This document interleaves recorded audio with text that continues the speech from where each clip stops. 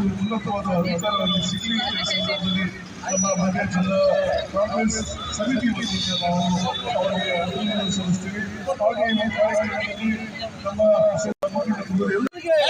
ಮುಂದಿನ ಮುಖ್ಯಮಂತ್ರಿ ಡಿ.ಕೆ. ಶಿವಕುಮಾರ್ ಸಾಹೇಬರಿಗೆ, ಮುಂದಿನ ಮುಖ್ಯಮಂತ್ರಿ ಡಿ.ಕೆ. ಶಿವಕುಮಾರ್ ಸಾಹೇಬರಿಗೆ. ಈ ದಿನ ನಾವು ನಮ್ಮ ಉಪಮುಖ್ಯಮಂತ್ರಿಗಳಾದಂತಹ ಡಿ.ಕೆ. ಶಿವಕುಮಾರ್ ಅವರ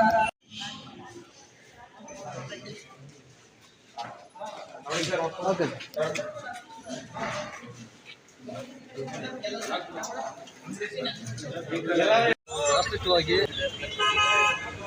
ಮುಂದಿನ ಮುಖ್ಯಮಂತ್ರಿ ಯಾಕೆ ಇರಬಾರ್ದು ಅದು ನಾವು ಮೋಸ್ಟ್ ಕಾಂಗ್ರೆಸ್ ಪಾರ್ಟಿಲಿ ನಾಯಕರಂತ ಯಾರು ಇದ್ರೆ ಅದು ಡಿ.ಕೆ. ಶಿವಕುಮಾರ್ ಅವರು. ಮಂಡ್ಯ ಇರ್ಬೋದು, ಕೋಲಾರ ಇರ್ಬೋದು, ಮೈಸೂರು ಇರ್ಬೋದು, ಚಿಕ್ಕಬಳ್ಳಾಪುರ ಇರ್ಬೋದು, ದೊಡ್ಡಬಳ್ಳಾಪುರ ಇರ್ಬೋದು, ತುಮಕೂರು ಇರ್ಬೋದು, ನಮ್ಮ ಮೈಸೂರು ಪ್ರಾಂತ್ಯ ಹಾಸನ ಇರ್ಬೋದು, ಈ ಮೈಸೂರು 8 ಪ್ರಾಂತ್ಯಗಳಲ್ಲಿ ಡಿ.ಕೆ. ಶಿವಕುಮಾರ್ ಪ್ರಾಮಾಣಿಕ ಒಕ್ಕಲಿಗರು ಅಂತ ಹೇಳಿ ನಮ್ಮ ಒಕ್ಕಲಿಗರು ಜಿಲ್ಲೆ ಇರುವಂಥ 8 ಜಿಲ್ಲೆಗಳು ಒಂದೇ ಸಮ ಡಿ.ಕೆ. ಶಿವಕುಮಾರ್ಗೆ ಕೊಡಬೇಕು ಮುಖ್ಯಮಂತ್ರಿ ಸ್ಥಾನ ಅಂತೇಳಿ ಓಟ್ ಕೊಟ್ಟಿರೋದು. ಅದರಿಂದ ನಮ್ಮ ಒತ್ತಾಯ ಏನು ಅಂದರೆ ಆಲ್ರೆಡಿ ಮೋಸ ಆಗಿದೆ ನಮಗೆ. ನಮ್ಮ ಡಿ.ಕೆ. ಶಿವಕುಮಾರ್ ಸಾಹೇಬ್ರು ಹೇಳ್ತಾರೆ 100% ನಮ್ಗೆ ಒಳ್ಳೇದಾಗುತ್ತೆ. ಮುಂದೆ ಯಾವತ್ತೋ ಒಂದಿನ ನಾವು ಅಧಿಕಾರ ಇದು ಮಾಡೋದು ಬೇಡ, ನಾವು ಒಬ್ಬ ಕಾರ್ಯಕರ್ತರ ಥರ ಇರೋಣ, ಕಾಂಗ್ರೆಸ್ ಕಟ್ಟಾಳ ಥರ ಇರೋಣ, ಅದೇ ನಮ್ಗೇನೋ ಮಾಡಿದ್ರು ಮುಖ್ಯಮಂತ್ರಿ ಅವ್ರು ಸಿಗಲಿ ಅನ್ನೋ ಭಾವನೆಯಲ್ಲಿದ್ದಾರೆ. ನಾವು ನಮ್ಮ ಇದರಲ್ಲಿ ಡಿ.ಕೆ. ಶಿವಕುಮಾರ್ ಕಾರ್ಯವೈಖರಿ ನೋಡಿದ್ದೀವಿ.